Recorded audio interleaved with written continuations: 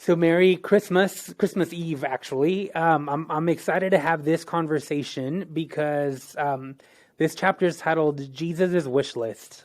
And I've got to tell you, Mike, one of the things that you mentioned at the beginning of this chapter was the airplane tickets that you bought for Oh yeah. Carolyn one year. Um, and how that was like the best gift. And then you were wondering, how am I going to top it off next year? I'm a horrible gift giver. That is not one of my love languages or my strengths. And I always, this is one of the seasons of the year that I dread the most when it comes to buying gifts because Susie buys these amazing gifts. We give each other a budget, and somehow, like, I can only get one or two things within our budget. She gets like 10 things within our budget. She's an amazing gift giver, outdoes herself every year, but I'm not. I'm horrible at that.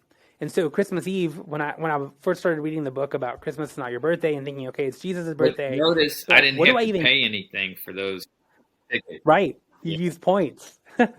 Yeah, that was awesome. Um, but so I'm thinking, okay, so Christmas is not my birthday, right? It's Christmas Eve today. It's not my birthday. What do I even give Jesus, right? Like I don't know what to give my wife, much less what do I give Jesus? And you talked in here. I loved the way you laid it out about how Jesus gives us a wish list, and we just need to live it out. So can you Well, tell us a little bit about that? Matthew 25 has the most description, the longest description of judgment. And after Jesus gives the parable in that chapter about the talents of gold, to one he gives 10, to one 5, um, Hmm. to one 1, and the one with 1 has no kingdom return. So then he goes into the judgment story. And Jesus said, on that day, the shepherd will separate the sheep from the goats.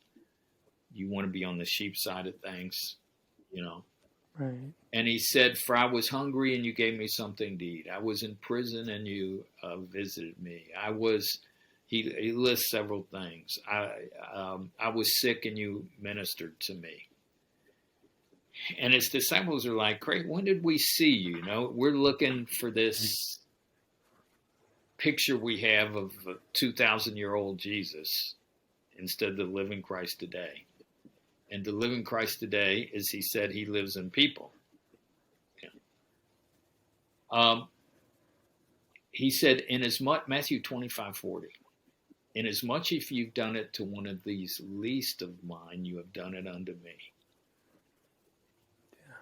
And so if that's how we serve Christ, if that's how we bless Christ, then we're are the least, the oppressed, the marginalized, those in need. Um, as you say, people in Louisiana still living in trailers. Yeah. Um, we're, oh man, right now in, is it Myanmar or wherever, huge starvation. Um, Ethiopia, the same. You know, it's why for me, I pray that someone gets a vision like I had for Darfur, because you know our agricultural projects, self-sustaining, we're feeding close to 90 some thousand people. Same with our water yards, 90 some thousand people. Our schools, 35,000 kids, the first for women. Um, I saw the need, and when you release it and focus on an area, you know, too many times, like people don't understand in our Methodist system apportionments and stuff like that. But when you adopt an area where you can really make a difference. So, you know, to me, that is the greatest gift. You know, Carolyn and I are praying now what we're going to do for our gift to Jesus that will be a part of the recovery in Louisiana. Mm-hmm.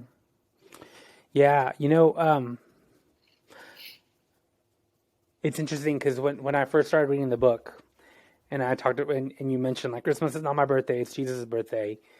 The first thought I thought was, maybe I can, I don't know, wrap up a nice little Bible, right? I mean, I know that sounds cheesy, but like a physical gift that I can give Jesus, right? That Um, in some ways, I'll own this. In the back of my mind, it's how can I gain Jesus' approval with this gift, right? I mean, that's part of gift giving is are they going to like it? Are they going to use it? Do they even need it, right? Um, but when it comes to giving Jesus a gift, like Jesus, um, there is no stipulation of you have to serve 50 people in order for me to like this gift, or there's no. It's just go and care for the least of these, right? So giving a bottled water to somebody who's thirsty, that's a gift to Jesus. Um, you mentioned the gifts you talked about, right? For us here in Louisiana, like going to a place that's still there's still so much destruction from the hurricanes, like that is giving a gift to Jesus. That's Jesus' wish list for us to Whatever care for we the do least. for people. Yeah, Yeah. yeah, yeah. And so I think one of the challenges I want to give to people this week is, especially today on Christmas Eve, is if you see any pain or suffering in the world, you might not be able to eliminate all of it, but like you said, be specific, right? Like maybe I want to give this one person a meal to eat, or whatever it Well, is. Just caring for the least is so important. one of the things that we do every year is we have a really nice kids camp that we send kids to. So, but for underserved kids, because it's like $300 a kid, it's a nice Mm. week experience. Um, you can give a scholarship. So Carolyn and I always give one scholarship for an underserved kid to go to camp, you know, every year. So I mean, there's so many ways that we can be involved. Hmm. Hmm. So I shared this story with our congregation a couple months ago, but when I was little, my dad took me with him to visit a neighborhood in Juarez, Mexico called Tierra Nueva. And it was at the time one of the poorest neighborhoods in all of Juarez. And I just remember we visited parents and we like families and we visited their houses and it was just cardboard houses, one after the other after the other. And this was about a week before Christmas. And I remember Christmas morning waking up and opening my gifts and looking at my dad and saying or asking him, those kids probably didn't open a gift today, did they? And him acknowledging like probably not, right? I mean, if they probably had to choose between gifts and food and they probably chose food. And that really struck a chord with me. I also know that for my dad grew up really poor and he never had gifts growing up. Um, Very rarely had gifts growing up. And so from that moment of seeing all these kids, me asking him that question, he started a ministry where every Christmas he would gather gifts and go donate them to a church in this neighborhood, who would then make sure that the kids would get a gift. And you know, it's not a permanent fix. There's a bigger need than gifts. But every Christmas day, kids were waking up with a gift. And by the time he retired, they're still doing it now, but they did just over 600 gifts. It started with like 20 gifts, and by the time he retired, it was like 600 gifts.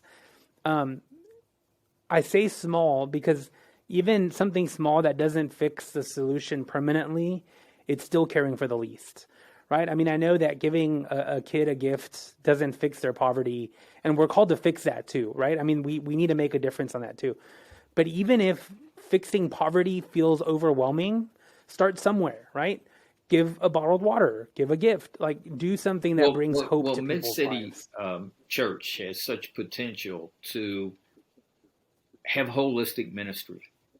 Like Fernie, you visited so many of our support, including jobs.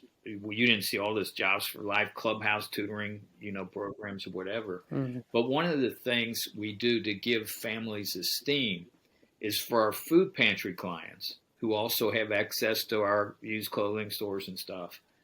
Um, we have people bring gifts to the church, and I mean in different new bikes and different things, and then they get so many coupons, colored coupons for different size gifts based on the need of their mm, family.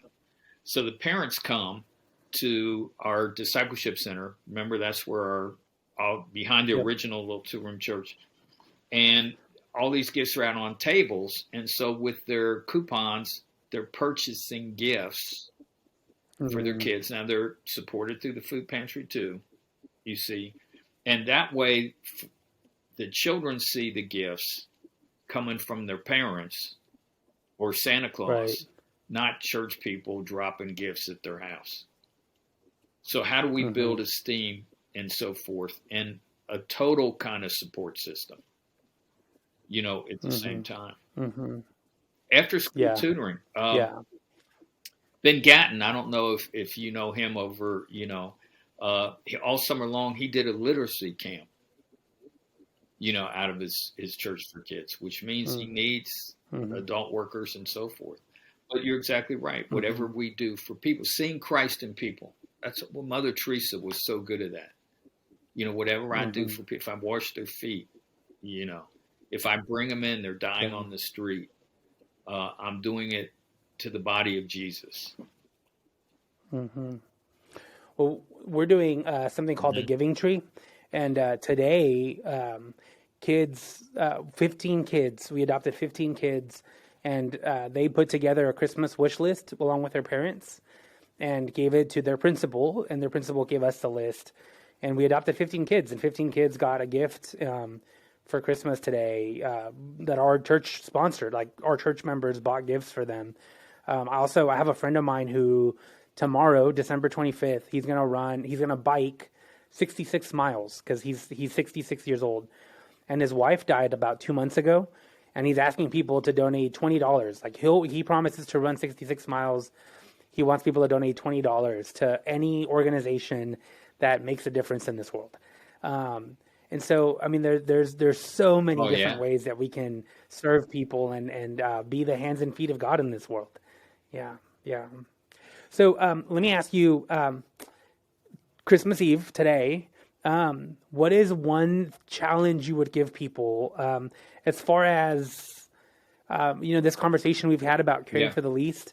I think on Christmas Eve it's so easy to forget about that because we're all in our own little bubbles. We go to church as a family, or we go to church in general, and we have dinner with family, or we're going to travel, or whatever it is. We it's so easy to get into our little bubbles. But on Christmas Eve, uh, what's your biggest challenge for Well, us I today? think it would be to, as families, we need to remember Christmas is hard for some people. Like you said, the loss of a loved one, a divorce, or what. So we need to be aware of that. But is there somebody who's going through a hard time who's going to be by themselves that you could invite over Hmm. for dinner? And I know that can be hard because you see, if you're like me, I'm an introvert, and I see, um, just family, kind of. I think any other kind of way um, to really talk about the meaning of Christmas. Sometime on, Hmm. for those of us who gather in groups, you know, um, how is this Christmas different for you? Where are you in this God journey? When it comes to Christmas Eve, and you know this as pastors, there is a lot of work that happens on Christmas Eve. And so by the time I get home, Susie and I have a tradition. We order Chinese food.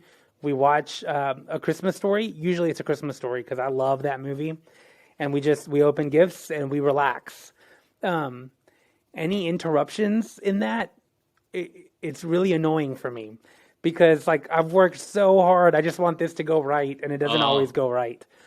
But I will say, like, I think one of the interruptions is that, and this has happened to me before, where on Christmas Eve the service is about to end, and I'll tell people, "Are y'all gonna have dinner? What are y'all gonna do?" And no, we really couldn't afford it this year. That's an interruption right there that I could so easily say, "Come to my house. We're gonna have more Chinese food than we can eat. Let's eat with us, watch a movie with us, and then go home after." Right? I mean, inviting those types of interruptions in our lives is um, that's such a great way to give Jesus a gift. To stick with the chapter, right? I mean, those interruptions can lead to some beautiful things. yeah, yeah. And I think that's it. I'll never forget. Chevy Chase in that movie Christmas Vacation says to his dad, "Dad, how do you get through these things?" And I mean, it just was Mhm. bizarre. The tree blew up. The cat died. The squirrel ran through everything else. To the He house. did. I'll never forget because our kids were young and we were staying in a hotel someplace when that line of cussing comes on. And Hmm. I couldn't get to the TV fast. But he said, "Dad, how do you get through this?" And he said, I get through it with a little help from Jack. And he meant Jack Daniels. All I'd say is don't get Hmm. too much help from Jack. True. Yeah, I agree. Yeah, yeah. Well, Mike, thank you so much. I want to wish you you a too, Merry and Christmas. Um, all of our brothers and sisters. Yeah, I wish you likewise, likewise. a blessed Christmas.